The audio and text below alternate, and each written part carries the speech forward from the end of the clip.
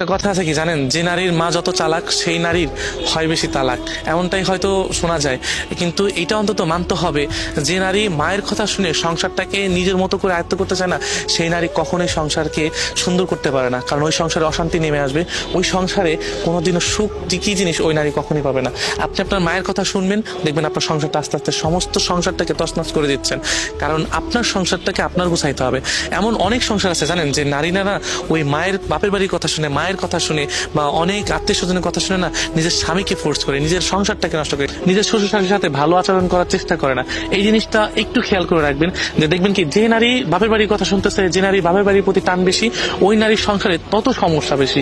এমন আমাদের সমাজে অনেক অনেক আছে, অনেক অনেক। কিন্তু আমরা অন্তত এটা বুঝতে চাই না যে আমার সংসার, আমার শ্বশুর বাড়ি। ওই যে কথায় আছে না, শাশুড়ি কখনো মা হয় না, আর শাশুড়ির দিক দিয়ে কথায় আছে যে ছেলের বউ কখনো নিজের মেয়ে হয় না। আসলে এই কথাগুলো সত্যি, যে শাশুড়ি কোনোদিনও আপনার মা হইতে পারবে না। কারণ আপনি যখন আপনার বাবার বাড়ির দিক টান টানবেন না, তখন ওই শাশুড়ি কোনোদিনও আপনার কথা বা আপনার টান কখনোই মেনে নিতে পারবে না। কারণ একজন মা তার সন্তানকে ছোটবেলা থেকে গড়ে তুলে বড় করে তোলে, সেই মায়েরও অধিকার থাকে যে আমার সন্তানকে নিয়ে আমি ভালো থাকি, আমার সন্তানকে নিয়ে আমিও একটু ভালো থাকার চেষ্টা করি, আমার ছেলের বউ আমাকে যত্ন করুক, আমার দিকে একটু খেয়াল করে দেখুন। কিন্তু আপনি যখনই আপনার মায়ের কথা, আপনার বাবার বাড়ির কথা শুনে নিজের সংসারে বাবার বাড়ির মতো করে আয়ত্ত করতে যাবেন, তখনই আপনার জীবনে সংসারে অশান্তি নেমে আসবে। এই জন্য এই জিনিসগুলো থেকে বিরত থাকবেন, কারণ আপনার মায়ের চালাকির কারণে আপনার সংসারে অশান্তি নেমে আসবে।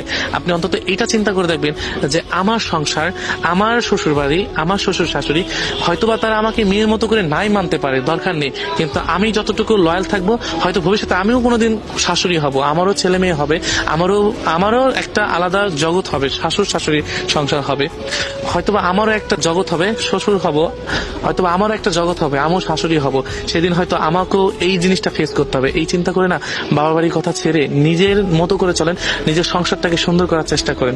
কিন্তু আমি দেখেছি যতবারই যে নারী কখনো যখন বাবার বাড়ির কথা শুনেছে, তখনই ওই নারীর সংসারে অশান্তি নেমে এসেছে। এই জন্য নিজের সংসারটাকে সুন্দর করার চেষ্টা করেন, নিজের স্বামীকে ভালোবাসার চেষ্টা করেন, নিজের শ্বশুর শাশুড়িকে নিজের বাবা মা মনে করে ভালোবাসার চেষ্টা করে। দেখবেন কি একদিন না একদিন সুখ আপনিও সুখী হতে পারছেন, যে সুখটুকু আপনি মানুষের কাছে বলতে পারবেন না আজকে আমি সুখী, আমিও কোনো একটা দিন অসুন্দর দিন পার করে এসেছি, আজকে আমি সুখী।